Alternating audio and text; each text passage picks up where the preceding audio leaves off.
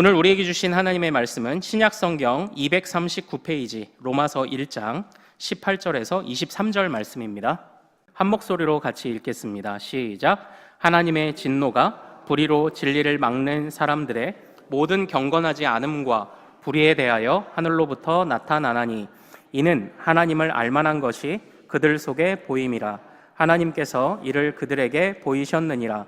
창세로부터 그의 보이지 아니하는 것들 곧 그의 영원하신 능력과 신성이 그가 만드신 만물에 분명히 보여 알려졌나니 그러므로 그들이 핑계하지 못할지니라. 하나님을 알되 하나님을 영화롭게도 아니하며 감사하지도 아니하고 오히려 그 생각이 허망하여지며 미련한 마음이 어두워졌나니 스스로 지혜 있다 하나 어리석게 되어 썩어지지 아니하는 하나님의 영광을 썩어질 사람과 새와 짐승과 기어다니는 동물 모양의 우상으로 바꾸었느니라. 아멘. 자, 오늘 우리가 함께 읽은 이 말씀을 통해서요, 구약의 복음 첫 번째 시간, 우리 핑계하지 못할지니라 라는 제목으로 은혜를 나누겠습니다.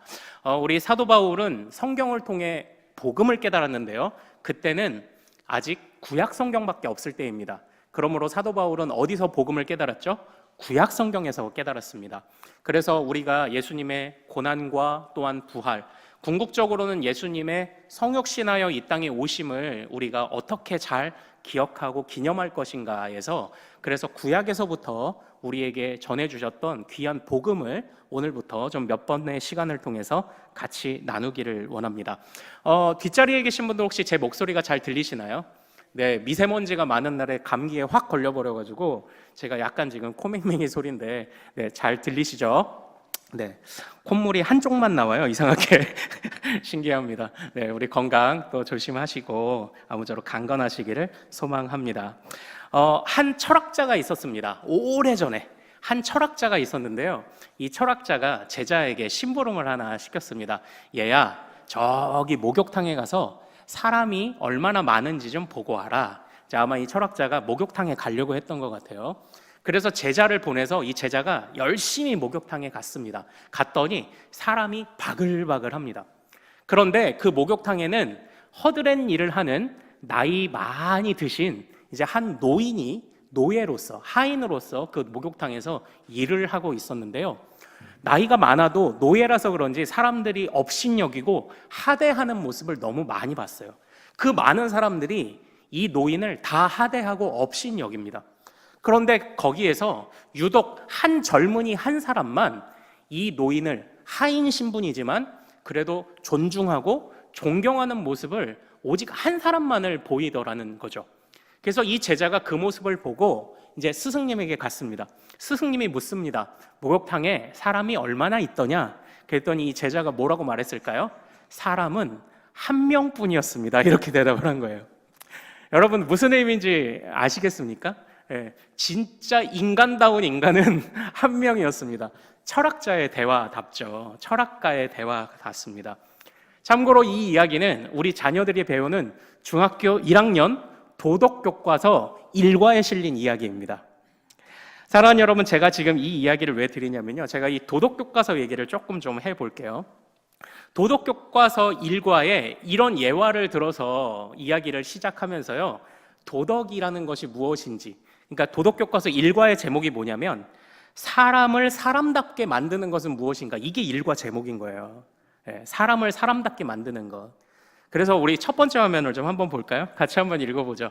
자, 사람을 사람답게 만드는 것. 자, 시작. 뺏는 것이 아니라 주는 것, 다스리는 것이 아니라 봉사하는 것, 짓누르는 것이 아니라 돕는 것, 집어삼키는 것이 아니라 보살피는 것, 그것이 사람을 사람답게 만드는 것.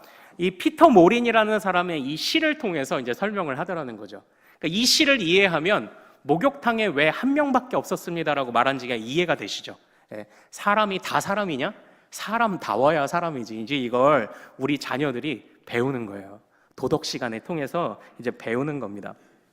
사랑하는 여러분, 이제 이런 기준으로 이 세상을 본다면요, 우리나라에는 사람이 몇 명이나 있을까요? 요즘 뉴스를 보면은 사람이 없는 것 같아요. 워낙 안 좋은 뉴스들만 많고 이상한 소식들이 많으니까 사람이 없는 것 같습니다. 참된 사람이 없는 것 같아요. 우리 도덕교과서 1과에서 이제 이렇게 문제를 제기하고 그래서 이제 도덕교과서 2과에서는 무엇을 배우는지 아십니까? 도덕이란 무엇인가 이제 이걸 비로소 배우기 시작해요. 그래서 우리 다음 화면 한번 좀 같이 보죠. 자, 도덕의 의미가 무엇인지 같이 한번 읽어보죠. 시작. 사람이 옳고 그름을 구별하여 마땅히 해야 할 도리를 실천하며 살게 하는 것, 그것이 도덕의 의미이다. 예, 이렇게 되어 있어요. 이 화면 잠깐 두십시오. 자, 여기 이 말에 동의하지 않는 사람은 없을 겁니다. 그래, 사람이면 다 사람이냐? 옳고 그름을 구별하고 그것을 실천하며 마땅히 도리를 다해야 진짜 사람이지, 아니면 거중만 사람이지, 이것에 대해서 다른 생각을, 이견을 가지신 분은 없을 거라고 생각을 합니다. 자, 그런데요, 여기서 한번 저 빨간 글씨를 주의 깊게 한번 보십시오. 옳고 그름을 구별하여. 그러니까 지금 우리가 도덕을 말할 수 있는 이유가 뭐예요? 이 옳고 그름을 구별하는 능력이 우리 안에 있기 때문에 도덕을 말하는 겁니다. 자, 그런데 좀 이상하지 않습니까? 우리는 서로 약속한 것도 아닌데 이 옳고 그름이라는 것에 관해서 어느 정도는 좀 공통된 기준을 가지고 있어요. 공통된 생각을 가지고 있다고요. 이 옳고 그름이 무엇인지에 관해서. 왜 우리는 약속한 것도 아닌데 이 옳고 그름이라는 공통적인 이런 생각을 가지고 있을까? 이제 이게 사실 오늘 이 사도 바울의 1장에 있는 말씀을 이해하는 사실 중요한 힌트가 됩니다. 자, 우리 말씀으로 들어가서 1장 19절 말씀, 19절 말씀 같이 한번 읽어보도록 하겠습니다. 자, 같이 읽습니다. 시작. 이는 하나님을 알만한 것이 그들 속에 보임이라. 하나님께서 이를 그들에게 보이셨느니라. 아멘. 자, 이 19절에서는 의미 있는 표현 한 가지를 사도 바울이 말하고 있는데요. 예, 우리 속에 무엇이 있다고 말합니까? 하나님을 알만한 것이 있다고 이렇게 이야기를 해요. 자, 사랑하는 여러분, 하나님을 알만한 것이 무엇일까요? 하나님을 알만한 것. 예. 사실 이게 제가 처음에 말씀드렸던 이 도덕과 좀 연관성이 있거든요. 이 하나님을 알만한 것, 제가 이걸 예화로 한번 설명을 해볼게요. 자, 여러분들 저의 키는 174cm입니다. 제 키가 큰가요? 작은가요? 커요? 예. 자, 우리 목사님 키는 크다. 예, 크다고 하시는 분. 네. 아, 예. 감사합니다. 우리 목사님 키는 작다. 작다고 하시는 분. 네. 네. 우리 신윤현 성도님, 지금 어떻게 작다에 손을 드셨어요? 지금 큽니까? 작습니까? 자, 그런데요. 예. 아마 여러분들이 174cm인 저의 키가 크다라고 생각하셨든지 작다라고 생각하셨든지 아마 여러분은 똑같은 기준을 가지고 있었을 거예요. 어떤 기준이냐면 아마 대부분 내 아들이나 내 남편보다 크면 크다고 하셨을 거고요. 내 아들이나 내 남편보다 작으면 작다고 하셨을 거예요. 대부분 그렇게 생각을 하셨을 겁니다. 그러니까 제가 드리고 싶은 말은요, 사실 크냐 작냐? 기준이 있어요. 우리 안에 나름대로의 기준이 있어요. 기준이 있기 때문에 크냐 작냐를 판단하는 것처럼 똑같이 기준이 있기 때문에, 기준이라는 것이 있기 때문에 옳다 그르다를 판별해요. 그런데 중요한 것은요, 우리가 옳다 그르다를 사실은 약속한 적이 없어요. 모두가 모여서 약속한 적이 없어요. 그래서 참고로 제가 오늘 주보에 나눔 질문에 2번의 질문을 이제 여러분들께 드린 겁니다. 우리 주보를 보시고 2번 질문을 좀 한번 볼까요? 자, 1번에서는 제가 최근에 들었던 가장 좋은 뉴스 또는 가장 눈살을 찌푸리게 만드는 뉴스 두 가지를 묻는 것을 나눔 질문으로 했고요. 2번 질문 생각해 보기를 한번 같이 좀 읽어보죠. 자, 시작. 우리는 왜 최고의 뉴스를 들으면 저절로 미소가 지어지고 또 최악의 뉴스를 들으면 저절로 눈살이 찌푸려지는 것일까요? 한번 생각해 봅시다. 우리는요, 예쁘고 좋은 것을 보면 약속이나 한 듯이 우와, 약속하고 간 게 아니에요. 그런데 좋은 것을 보면 우와, 그래요. 그리고 흉측한 것이나 잔인한 것이나 이런 것을 보면 약속한 것도 아닌데 이래요. 왜 그럴까요? 나름대로 우리 안에 기준이 있어서 이쁘다, 밉다, 또는 선하다, 악하다, 좋다, 흉측하다를 판단하는 건데 이게 이상하게 사람들 속에 어느 정도 공통된 마음이 있다는 거예요. 공통된 마음. 사랑하는 여러분, 이게 바로 하나님을 알만한 것이에요. 다시 말하면 이게 무엇이냐면요. 그러니까 우리가 도덕을 말할 때도 왜 도덕이라는 것이 우리가 가능하냐? 왜 도덕을 우리가 가르칠 수 있느냐? 이 옳고 그름이라는 것에 관한 그런 기준이 어렴풋이 우리 안에 있기 때문에 사실 이 옳고 그름 판단하는 그런 능력을 가르칠 수 있는 거거든요. 그러니까 핵심은 우리 안에 기준이 있어요. 약속하지 않았는데 공통된 기준이 있어요. 이게 중요해요. 이것이 바로 하나님이 우리에게 주신 거룩한 흔적이라고 말하는 겁니다. 하나님이 우리 안에 거룩한 흔적, 이게 하나님을 알만한 것입니다. 그러니까 하나님이 주신 흔적이 있기 때문에, 그래서 하나님은 어떤 하나님이세요? 선과 악을 분별하시는 하나님이시죠. 하나님의 기준이 어느 정도 우리 안에 있기 때문에, 그래서 우리가 옳고 그름을 판단하고 선과 악을 판단한다라는 것입니다. 이러한 공통의 기준이 우리 안에 있어요. 왜요? 주님이 우리 안에 우리를 지으시고 우리 안에 주님의 흔적을 남겨주셨기 때문이라고 지금 이 사도 바울이 이야기를 하고 있는 겁니다. 자, 그런데 사도 바울이요, 왜 이 이야기를 한 걸까요? 우리 안에 예수님이 주신 흔적, 선과 악에 관한 이 어느 정도 공통된 이 기준이 왜 있다고 이야기를 하고 있는 걸까요? 그것은 바로 이 20절을 이야기하기 위해서입니다. 자, 우리 20절 한번 같이 읽어보도록 하겠습니다. 자, 시작. 창세로부터 그의 보이지 아니하는 것들, 곧 그의 영원하신 능력과 신성이 그가 만드신 만물에 분명히 보여 알려졌나니 그러므로 그들이 핑계하지 못할지니라. 아멘. 아멘.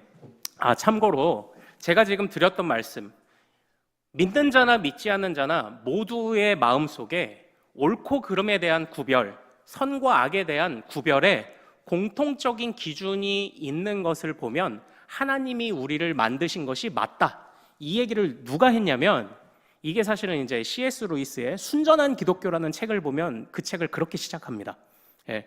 그래서 지난번에 우리 C.S. 루이스의 스크루테이프의 편지를 읽어보셨던 분들은 이 순전한 기독교도 한번 꼭 읽어보십시오. 예. 그래서 조금 어려울 수 있는데 이 논리의 흐름을 잘 따라가면 믿는 자나 믿지 않는 자나 우리 안에 이 선과 악에 대한 기준이 왜 약속이나 한 듯이 있을까? 하나님이 우리 안에 거룩한 흔적을 주셨기 때문입니다. 이제 이렇게 이 순전한 기독교를 이제 시작을 하는데, 자, 그런데 이 이야기를 사도 바울도 이 이야기를 왜 하고 있냐면, 왜 우리 안에 하나님의 거룩한 흔적이 있다고 이야기를 하냐면 이 20절 때문인데, 20절에서 제일 끝부분을 보십시오. 무엇하지 못하게 하려고 주님이 이걸 주셨다고 말합니까? 핑계대지 못하게 하려고 이걸 우리에게 주셨다고 이야기를 하고 있는 겁니다. 그러니까요, 지금 이 이야기가 무엇냐면, 제가 이걸 설명을 드릴게요. 이번 주에 여러분이 아마 이 메시지를 많이 받으셨을 거예요. 다음 화면 한번 좀 볼까요? 다음 화면. 네, 같이 한번 읽어보겠습니다. 시작. 작은 실수가 큰 산불을 냅니다. 실수로 산불을 내더라도 3년 이하의 징역형에 처해질 수 있으니 살림 주변에서는 불시 취급에 주의를 바랍니다. 이거예요. 이거 한번 잘 띄어놔 보세요, 여기를. 자, 아니요, 제가요 실수로 그냥 아차해서 불을 냈는데요, 진짜 불이 이렇게 날 줄도 몰랐고요, 처벌받을 줄도 몰랐는데요, 이러면 처벌 안 받나요? 아니요, 받아요. 실수든지 몰랐든지 몰랐는데요 한다고 처벌 안 받나요? 아니요, 받아요. 참고로 조금 여담인데요, 저는 저 실수라는 말이 자꾸 마음에 걸려요. 실수는 어떤 게 실수냐면, 돋보기를 쓰고 계신 어느 어르신이 열심히 산소를 돌보다가 그냥 땀을 닦으려고 안경을 살짝 벗었는데 하필이면 그때 쨍쨍하게 쬐던 햇빛이 돋보기를 통과하여 빛이 모여 바닥에 불을 냈을 때 정도를 실수라고 하는 거예요. 지금 이 산불은요, 담배 폈든지 아니면은 그 산에 가서 촛불 폈든지 둘 중에 하나인 거예요. 실수는 저는 실수 아닌 거예요. 이건 의도한 거죠. 실수라고 보지 않습니다. 자, 그러나 다시 돌아와서 실수이든지 몰랐다고 하든지 책임을 면하기가 어려워요. 오늘 지금 이 사도 바울이 말하고 있는 게 사실 그 얘기예요. 그러니까 나중에 우리가 하나님의 심판대 앞에 섰을 때 저는 복음 안 들어봤는데요? 아니요. 그런 핑계가 안 통해요. 왜냐? 주님이 우리 안에 하나님의 흔적을 남겨놓으셨기 때문입니다. 이미 우리 안에 하나님을 알든지 모르든지 하나님의 흔적이 있기 때문에, 그러니까 하다못해 지금요, 우리가 중학교 1학년도 배우는 이 도덕책대로만 살면은 이 세상은 굉장히 평안합니다. 그 도덕책만큼도 못 살잖아요. 그런데 그걸 성경에서는 뭐라고 말하죠? 단순하게 도덕을 어겼다가 아니라 하나님이 우리에게 주신 하나님의 흔적을 지금 무시하고 있는 것이다라고 그렇게 이야기를 하고 있는 겁니다. 그래서 창세로부터 하나님이 지으신 모든 것에는 하나님의 손길이 다 담겨 있습니다. 그러므로 하나님이 지으신 사람에게도 하나님의 손길이 담겨 있어요. 그걸 어떻게 보면 알 수 있습니까? 선과 악을 나누는 기준이 우리 안에 있는 것을 보면 우리가 하나님께서 지으신 게 맞다고 지금 이야기를 하는 겁니다. 그러므로 하나님을 알든지 모르든지 우리는 하나님의 심판대 앞에 섰을 때 핑계댈 수 있는 거리가 없다는 거예요. 몰랐는데요? 아차 했는데요? 아니요. 이미 우리가 가지고 있는데도 안 쓴 것뿐이에요. 믿는 자나 안 믿는 자나 모두가 그렇습니다. 모두가 핑계대지 못한다고 해요. 그래서 사도 바울은 이걸 2장 15절에서는 이렇게 표현합니다. 우리 2장 15절로 한번 가서 같이 읽어보죠. 2장 15절.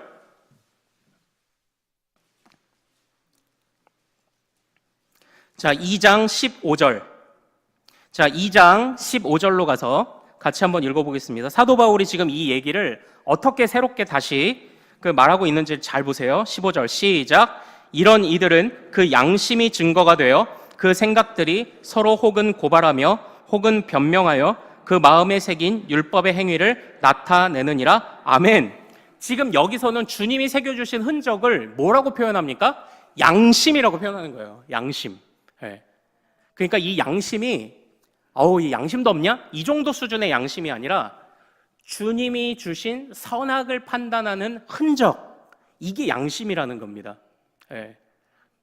이 하나님을 너희가 어찌 무시하고 사느냐. 그래서요, 지금 여기를 이제 잘 보면요, 그러니까 이 중요한 사실은 말하자면은 하나님의 말씀은 글로 적혀 있는 거예요. 글로 적혀 있는데 이 글로 적혀 있는 하나님의 말씀을 몰라도 양심을 어긴 자는 이미 하나님의 말씀을 어긴 것과 다름이 없다고 말해요. 그래서 글로 적힌 율법이 있고 마음에 새겨주신 하나님의 법이 있는데, 글로 적은 법을 몰라도 양심을 거스르는 자는, 선악을 거스르는 자죠. 선악을 거스르는 자는 이미 하나님의 계명과 법을 어겼다고 지금 사도 바울이 이야기를 하고 있는 겁니다. 사도 바울은요, 여기에서 자기가 지금까지 해오던 바리새인의 신앙생활이 무너진 거예요. 여기에서. 바리새인은 무엇입니까? 이 구약 성경, 기록된 하나님의 말씀을 가르치던 선생님들의 집단이죠. 선생입니다. 존경받는 랍비들의 집단입니다. 그리고 그 구약 성경을 아주 샅샅이 연구하던 그런 사람들의 집단에서 수장 역할을 하던 게 이 사도 바울이었습니다. 그러나 사도 바울은요, 깨닫는 거예요. 내가 글로 쓴 율법은 알았는데 내가 내 마음의 양심의 법은 하나님 앞에 어기고 있었구나를 사도 바울이 다시 깨닫게 된 겁니다. 글로 쓴 것은 자기가 악착같이 지킨다고 할지 모르겠는데, 그러나 실상을 하나하나 뜯어보니 지금 나는 내 마음에 있는 하나님이 주신 거룩한 흔적과 하나님의 선악의 양심을 어기고 있었다고 지금 그렇게 고백을 하고 있는 거예요. 그래서 자, 다시 우리 1장으로 오겠습니다. 1장 22절과 23절을 같이 읽어보죠. 자, 잘 따라오십시오. 1장 22절과 23절을 읽습니다. 자, 시작. 스스로 지혜 있다 하나 어리석게 되어 썩어지지 아니하는 하나님의 영광을 썩어질 사람과 새와 짐승과 기어다니는 동물 모양의 우상으로 바꾸었느니라. 아멘. 그러니까 지금 자기가 하나님의 말씀을 잘 알고 잘 지킨다고 생각했는데 결과적으로 그 안에서 자신의 마음과 양심을 살피지 않았던 자신을 깨닫고 나니까 내가 가르쳤고 지혜 있는 척을 했지만 실상 뭐라고 고백해요? 나는 지혜가 없는 자라고 고백하는 겁니다.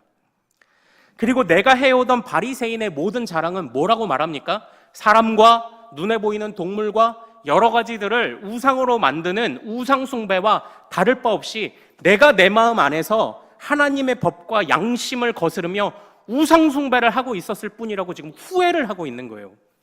지금 다시 말하면 사도 바울이 깨달은 게 뭐냐? 나는 하나님 앞에 아무것도 아니었다는 겁니다. 나는 하나님 앞에서 정말 아무것도 아니었다는 거예요. 글로 쓴 법을 알든지 모르든지, 나는 글로 쓴 법은 알고 있었지만 그러나 내 안에 있는 하나님의 법을 온전히 따라가지 못했던 나는 아무것도 아니었구나를 이제 깨닫게 된 것입니다. 사랑하는 여러분, 사실 이것이요, 이 사도 바울이 주님을 만난 이후에 새롭게 깨닫게 된 구약 성경이었습니다. 사실 우리가 읽은 이 본문 말씀 중에서 특별히 20절 말씀, 만물 가운데에 하나님의 흔적이 남아있다, 그래서 아무도 핑계하지 못한다라는 이 말씀은요, 구약 성경에서 시편 19편과 연결이 되어 있어요. 시편 19편을 우리 화면을 한번 볼까요? 화면을 보고 같이 한번 읽어보도록 하겠습니다. 자, 시작. 하늘이 하나님의 영광을 선포하고 궁창이 그의 손으로 하신 일을 나타내는도다. 해는 힘센 장사 같아서 하늘 이 끝에서 나와서 하늘 저 끝까지 운행하며 그의 열기에서 피할 자가 없도다. 아멘. 이 말씀을 잘 보십시오. 하나님이 지으신 모든 것이 다 하나님을 드러내고 있다고 말해요. 그래서 우리가 어느 가수의 가사처럼, 노래처럼 태양빛을 피할 수 없듯이, 태양빛을, 하늘을 가릴 수 있는 사람은 없어요. 태양빛을 피할 수 없듯이 우리는 어디를 가든지 하나님을 피할 수 없습니다를 고백하는 게 이 시편 19편이거든요. 그런데 이 시편 이 19편에 저 뒷부분이 무엇을 얘기하는 줄 아세요? 저기까지만 보면 하나님의 창조를 아름다워하는 것 같잖아요. 시편 19편의 저 말씀 뒤에는요, 회개를 해요. 내가 어디서나 계신 하나님을 제대로 따르지 못했군요라고 회개를 합니다. 그러므로 이것이 사도 바울이 느낀 구약 성경에서 찾은 다시 한번 깨달은 복음이에요. 구약 성경은 우리에게 무슨 이야기를 하는 걸까요? 저는 구약 성경을 이렇게 표현할 수 있죠. 오실 그리스도, 그리고 신약 성경은 오신 그리스도. 예, 맞아요. 맞으나 그러나 구약이든 신약이든 모든 성경은 무엇을 말씀하는지 아십니까? 나는 아무것도 아니라는 것을 말해요. 나는 진짜 하나님 앞에 아무것도 아니라는 것을 말합니다. 하나님을 피할 수 없다는 것을 말하는 게 성경입니다. 사도 바울이 그걸 깨달았어요. 바리새인으로 살 때는요, 그가 이렇게 생각을 했었습니다. 우리 다음 화면 보고 바리새인으로서의 사도 바울이 가진 후회를 제가 이렇게 표현해봤어요. 같이 한번 읽어보죠. 시작. 내가 일하기 때문에 하나님도 일하시는 것이라 생각했습니다. 그러나 전적으로 하나님이 일하시기 때문에 내가 일하는 것입니다. 아멘. 아멘. 지금 이 말씀이 이렇게 되어 있습니다. 그러니까 사랑하는 여러분, 이 말씀을 잘 한번, 이 말씀을 띄워주세요. 잘 이해해 보십시오. 이 바리새인들이 가지고 있는 생각이 뭐였냐면요, 바로 이런 거였어요. 내가 하나님 앞에 법을 지키니까 하나님이 나를 축복하시지. 내가 하나님 앞에서 이렇게 법을 다른 사람들보다 따라가니까 그러니까 하나님이 구원을 주시지. 내가 이렇게 선한 일들을 쌓아가니까 하나님이 나를 구원하신 거지, 나를 사랑하신 거지, 이렇게 생각을 했던 거예요. 그래서 내가 기도하면 하나님이 들으시겠지. 잘 구분을 하십시오. 내가 예배드리니까 하나님이 당연히 받으시겠지. 이것이 사도 바울이 가졌던 마음인 건데, 그러나 그는 다시 깨닫기 시작한 겁니다. 아무리 글로 쓴 율법을 깨달아도 마음을 한번 살짝만 돌아보면 하나님 앞에 부끄러운 것 투성이인 자신을 발견하고, 와, 내가 하나님 앞에 하면 얼마나 했다고 내가 그렇게 교만했냐. 내가 하나님 앞에 했으면 얼마나 했다고 하나님 앞에 그렇게 나를 자랑했냐. 내가 그렇게 사람들 앞에서 뽐냈냐. 그걸 깨달은 거예요. 내가 이랬기 때문에 하나님이 자연스럽게 일하실 거고 따라오실 것이라고 생각한 게 아니라, 구원을 내가 얻었다고 생각하는 게 아니라 전적으로 하나님이 은혜를 베푸셔서 나를 구원하셨고, 글로 쓴 율법도 제대로 몰랐고 가슴에 새겨진 율법도 하나님의 법도 모르는 나를 주님이 은혜로 구원하셨기 때문에 이제는 내가 그 하나님을 성실하게 따라가야 했는데 내가 그걸 모르고 살았구나. 지금 사도 바울이 이거를 고백하고 있는 겁니다. 이 사도 바울이 이 고백에, 이 사도 바울이 이 구약의 말씀을 통해서 깨닫는 그걸 지금 잘 이해를 하시겠습니까? 어디서나 계신 하나님을, 심지어는 내 마음속에도 계신 하나님을 내가 외면하고 살았구나. 글로 쓴 율법만 지키면 다 지킨다고 뽐냈던 내가 진짜 미련하게 살았구나. 이거 지킨다고 자랑했던 내가 사실은 가장 나쁜 놈이었구나. 사도 바울이 그걸 깨달은 거예요. 하나님 앞에 나는 아무것도 아니구나. 사랑하는 여러분, 오늘 이 사도 바울의 고백은 우리에게 중요한 교훈을 줍니다. 여러분들은 어떠신가요? 우리는 어떤 마음을 가져야 할까요? 나는 양심에 찔리는 거 요 근래 한 적 없는데 털어서 먼지 안 나오는 사람 어디 있어? 나 정도면 괜찮지. 저는 지금 그런 양심을 이야기하고 있는 게 아닙니다. 하나님이 우리 마음에 새겨주신 법을 우리가 얼마나 성실하게 따라갔느냐를 지금 묻고 있는 겁니다. 이 중1 교과서, 도덕 교과서가요, 이 도덕을 가르칠 때 중요하게 여기는 게 있더라고요. 우리 다음 화면을 좀 한번 볼까요? 같이 읽어보겠습니다. 시작. 도덕의 핵심은 자발성입니다. 제가 여기에다가요, 막 밑줄을 엄청 해놨어요. 도덕의 핵심은 뭐래요? 자발성입니다. 예, 이걸 잘 생각해 보십시오. 자, 그래서 우리가 1장 21절을 읽어봐야 됩니다. 자, 1장 21절을 같이 한번 읽어보겠습니다. 자, 시작. 하나님을 알되 하나님을 영화롭게도 아니하며 감사하지도 아니하고 오히려 그 생각이 허망하여지며 미련한 마음이 어두워졌나니 아멘. 사도 바울이 지금 하나님 앞에 나는 아무것도 아니구나. 나는 겨우 글로 적은 것만 따라갔던 것뿐인데 그것도 어떻게 해요? 잘못 따라가고 있었는데도 나를 뽐냈구나. 내 마음의 법도 하나님이 내 마음에 새겨주신 법도 따라가지 못하는 나는 진짜 하나님 앞에 아무것도 아니구나를 깨달은 뒤에 하나님 앞에서 21절을 고백합니다. 하나님을 알되 하나님을 안다고는 했는데 실제로는 하나님을 영화롭게도 못했고 하나님께 감사도 못했구나. 지금 하나님 앞에서 아무것도 아닌 자신의 처지를 계속 고백하고 있습니다. 영화롭게도 아니하고 감사하지도 아니하고 이게 뭐예요? 자발적이지 않은 거예요. 무언가 내가 이거 하면 하나님이 뭐 주시겠지? 이건 이미 조건이 달려있는 거예요. 그러나 사도 바울이 새로 깨달은 대로 하나님은 나를 은혜로 구원해 주셨어를 깨달으면 거기서 감사와 하나님께 영광 돌림이 자발적으로 나와야 돼요. 우리는 여기서 회개할 것을 갖게 됩니다. 하나님 앞에 감사하지 못했고 하나님을 영화롭게 돌리지 못했던 모든 순간이 우리가 하나님 앞에 범죄했던 순간이에요. 우리가 하나님 앞에 아무것도 아님이 그렇게 드러나 있었는데도 우리가 그것을 깨닫지 못했던 모든 순간이 바로 우리의 범죄입니다. 바로 그것이 우리가 하나님 앞에 우리의 거룩의 흔적과 양심을 속였던 모든 순간들입니다. 그래서 저는 이 21절 말씀을 묵상하다가 찬양이 하나가 생각이 났는데요. 이 찬양을 한번 악보로 해서 불러볼까 뭐 할까 생각을 하다가 찬양이 성가곡이라 좀 길어요. 그래서 제가 불러드리기로 했습니다. 한번 잘 들어보세요. 하늘을 볼 겨를도 없이 정신없이 세상을 살다가 마음의 먹먹함이 내 삶을 짓누를 때 그제서야 주님을 찾습니다. 행복을 느낄 겨를도 없이 분주하게 세상을 살다가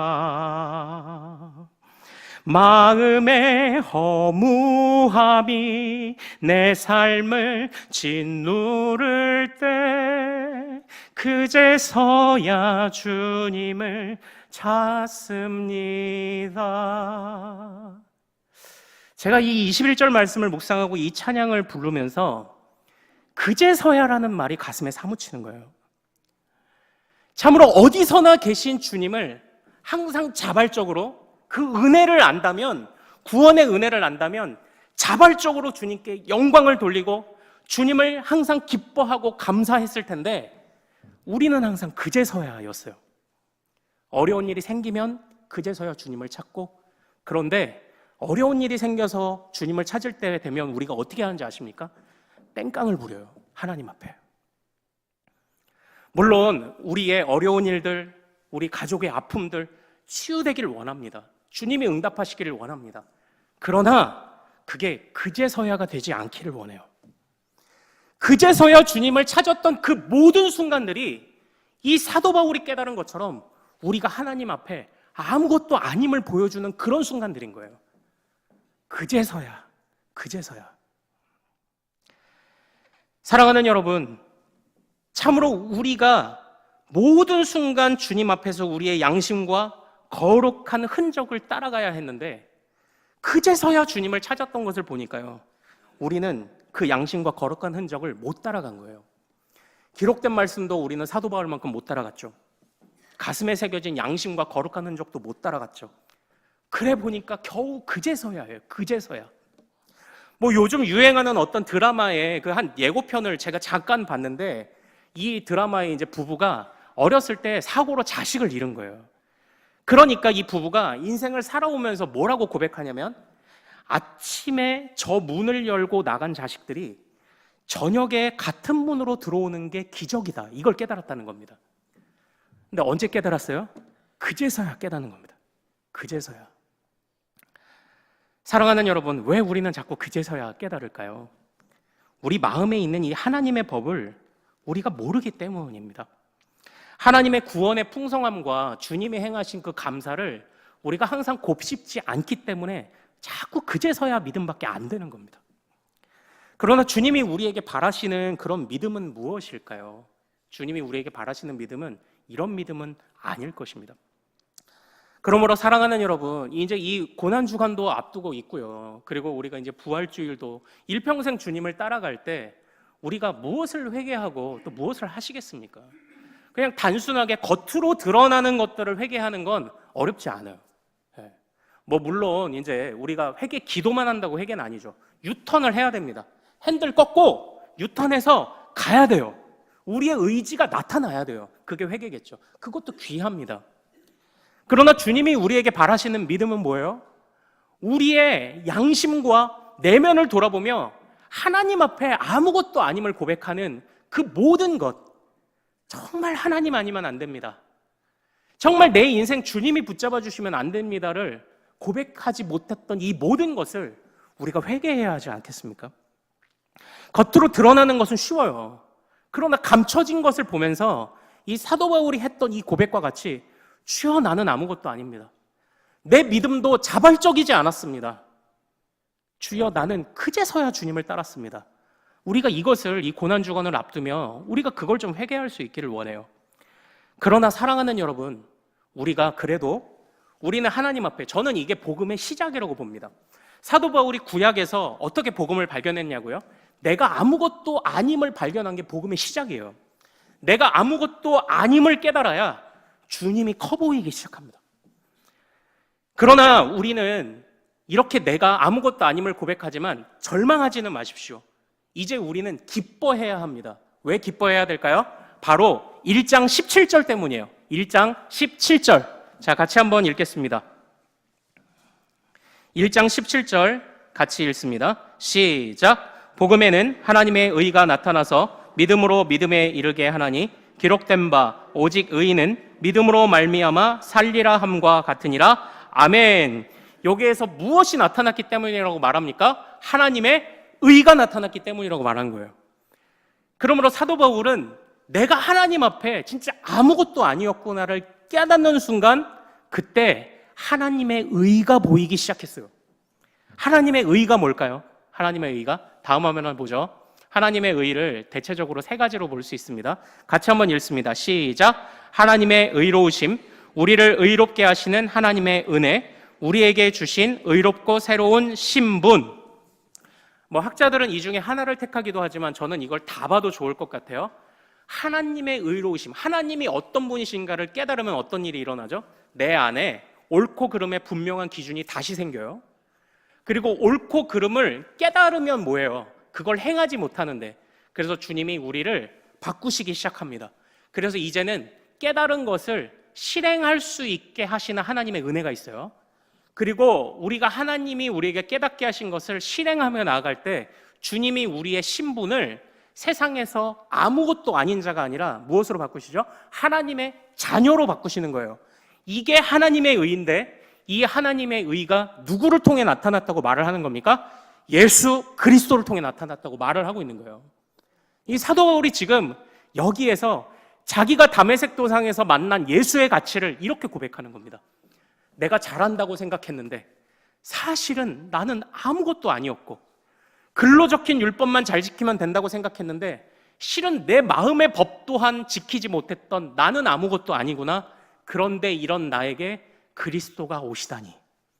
여기서 사도 바울에게 자발적 순종이 나오기 시작하는 겁니다. 그래서 전도했고, 그래서 사랑했고, 그래서 헌신했고, 매맞아도 견뎠죠. 죄수의 신분을 견딘 겁니다. 사랑하는 여러분, 바로 이 사도 바울이 깨달았던 우리를 바꾸시는 이 하나님의 의가 바로 우리가 믿고 따르는 예수 그리스도이신 줄로 믿습니다. 우리가 이 은혜를 받았어요.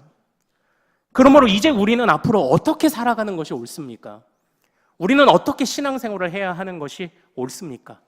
매 순간 자발적으로 기쁘게 하나님을 영화롭게 하고 하나님께 감사하는 주의 모든 백성들이 되기를 소망합니다. 이제 좀 마지막 말씀만 드리고 마칠게요. 우리 다음 화면 좀 한번 볼까요? 예전에 이제 여기서 월남전 참전하신 분들도 계시죠. 너무 고생하셨어요. 이 베트콩이 설치한 이 함정이나 부비 트랩이 너무 잔혹하더라고요. 겉으로 보기에는 그냥 똑같은 바닥인 줄 알았는데 밟으면 함정에 확 빠지는 거예요. 거기에 쇠창살이 있던지 대나무 창살이 있던지 아니면 거기에 저렇게 폭탄을 설치해 놓는 일이 많았고, 그래서 이 미군들 그리고 우리나라 파병 받으신 분들이 싸우기에 그렇게 어려웠다고 합니다. 너무 교묘해서. 그런데 이 구약 성경에서 특별히 사도 바울이 1장 20절에서 바라보는 이 구약의 모습이요, 시편 19편뿐만 아니라 예레미야 5장을 그 안에 담고 있기도 합니다. 예레미야 5장도 보면요, 거기에도 똑같이 해요. 하나님이 이 세상을 만드셔서 파도가 모래를 넘지 못하도록 한계를 정하신 그것이 하나님이시다, 이렇게 말해요. 모든 것을 지으시고 세밀하게 조정하신 것이 하나님이라고 말하는데 그 다음에 예레미야가 뭘 말할까요? 그래서 회개하라고 말해요. 어디서나 계신 하나님을, 시편하고 똑같아요. 어디서나 계신 하나님을 제대로 깨닫지 못했던 너희여 회개하라. 그리고 주의하라고 말합니다. 이 세상의 악인들이 새 사냥꾼이 매복함과 같이 덫을놓아 사람을 잡는 것과 같이 교묘하게 이 세상의 죄악이 너희를 삼키려 하니 정신을 바짝 차리라고 호소합니다. 어떻게요?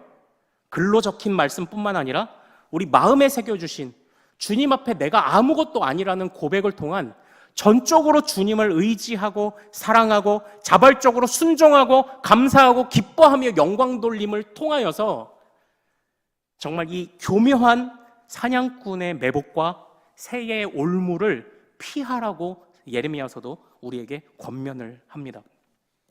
그러므로 사랑하는 여러분, 그래서 저는요, 매일의 경건이 여러분들에게 얼마나 중요한지, 우리에게 얼마나 중요한지를 다시 한번 강조하고 싶습니다. 이렇게 매복하고 이렇게 감쪽 같은 함정들이 널려있는 이때에 정신을 바짝 차리지 않으면 우리는 다 빠져 죽어요. 그런데 빠지지 않으려면 어떻게 해야 합니까? 매일매일의 경건을 통해서 기록된 말씀을 묵상하고 먹으며 그것뿐만 아니라 우리 가슴에 새겨주신 주님의 법을 깨닫고 이 모든 것 앞에서 주님 앞에 성실하게 주님의 은혜를 구하며 주님의 구원을 기뻐하며 나아가는 이 매일의 경건이 아니면 우리는 항상 무너질 겁니다. 우리는 항상 무너질 수밖에 없어요. 그러므로 이 매일의 경건을 굳게 붙잡는 우리 모든 가족들 되시기를 소망합니다. 참고로요, 우리 1장 17절을 다시 한번 읽어볼까요? 1장 17절을 다시 한번 읽습니다. 자, 시작. 복음에는 하나님의 의가 나타나서 믿음으로 믿음에 이르게 하나니 기록된 바 오직 의인은 믿음으로 말미암아 살리라 함과 같으니라. 아멘. 자, 여기서 오직 의인은 믿음으로 말미암아 살리라. 이 살리라가 무슨 뜻일까요? 이걸 대부분 많은 분들이 믿음으로 말미암아 너는 천국 갈 거야로 이해를 하십니다. 그러나 이 믿음으로 말미암아 살리라는요, 천국 가는 것을 암시하고 의미를 담고는 있지만 이 살리라를 나중에 이제 원어를 볼 수 없으니까 영어 성경을 가서 한번 찾아보세요. 이 믿음으로 말미암아 살리라가 이제 뭐냐면 이 살리라가 영어로 그냥 live예요. live. 그냥 살다예요. 살다. 그냥 살답니다. 예. 자, 저를 집중해 주세요. 예. 그냥 살다예요. 오직 하나님에게서 나타난 의가 우리를 일상을 살게 하신다는 거예요. 단지 그냥 하나님의 의가 우리를 천국 보내줄 게가 아니라 하나님의 의가 우리를 살게 하신다는 거예요. 성경은 항상 우리의 일상을 담고 있어요. 믿음은 항상 우리의 일상을 담고 있어요.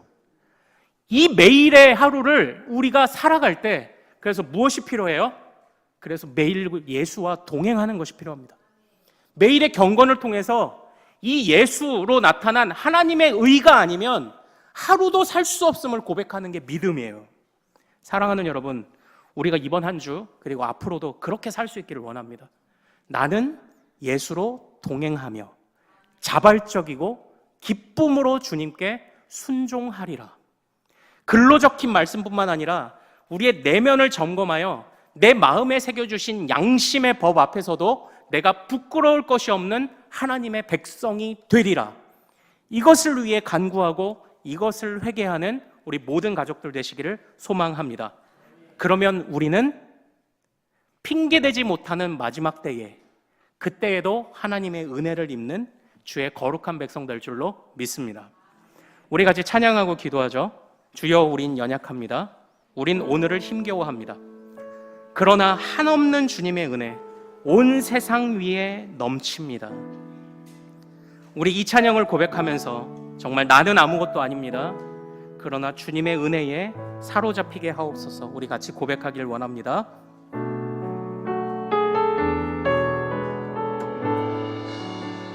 주여, 우린 연약합니다. 주여, 우린 연약합니다. 우린 오늘을 힘겨워합니다. 우린 오늘을 힘겨워합니다. 주 뜻 이루며 살기에 부족합니다.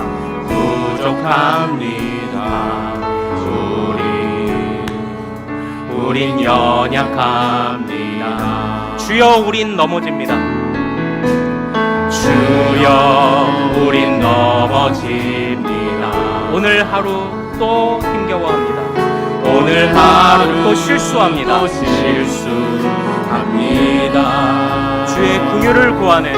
주의 긍휼을 구하는 죄인입니다.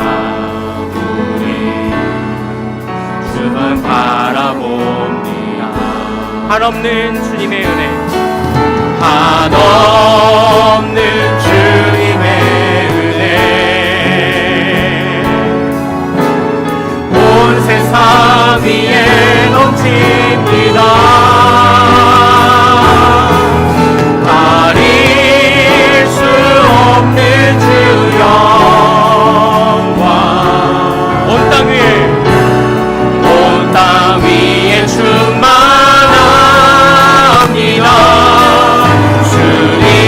주님만이 길이오니 우린 그 길 따라갑니다. 그날에 우리 이루신 주는 완전한 한없는 주님의 은혜, 한없는 주님의 은혜 온 세상 위에 넘칩니다. 온 세상 땅 위에 넘칩니다. 가릴 수 없는 주 영광 온 땅 위에 충만합니다. 주님만 이 길이 오니 우린 그 길 따라갑니다. 우린 그 길 따라갑니다. 그날에 우리 이루신 주는 완전합니다. 주는 완전합니다. 그날에 우리를 이루실 그날에 우리를 이루신 주는 완전합니다. 우리 시간 같이 말씀을 생각하며 기도하기를 원합니다. 하나님, 우리는 항상 그제서야 믿음이었습니다. 항상 자발적이지 못했고 대가를 바랬고 땡깡을 부렸고 때를 썼고 구원의 기쁨은 다 놓쳐버리고 구원의 감격은 다 사라져버리고 하나님이 베푸신 그 구원에 하나님의 의와 예수 그리스도를 붙잡는 그 신실한 믿음은 다 놓쳐버리고 그제서야 믿음으로 그제서야로 살아왔던 우리를 용서하여 주옵소서. 하나님, 그러나 예수와 함께 동행하기를 갈망하는 매일 예수와 함께 하나님의 의와 함께 살기를 소망하는 우리에게 주님이 다시 은혜 주실 줄 믿사오니 주여, 이제는 우리가 그제서야가 아니라 매 순간 자발적이고 하나님께 영광을 돌리고 감사하는 믿음으로 살아갈 수 있도록 도와주옵소서. 하나님, 우리가 고민하고 기도할 제목 많아도 하나님께 영광을 돌리고 감사하는 것을 놓치지 않게 하옵소서라고 주여 이름 크게 한번 부르고 우리 같이 기도합니다. 주여!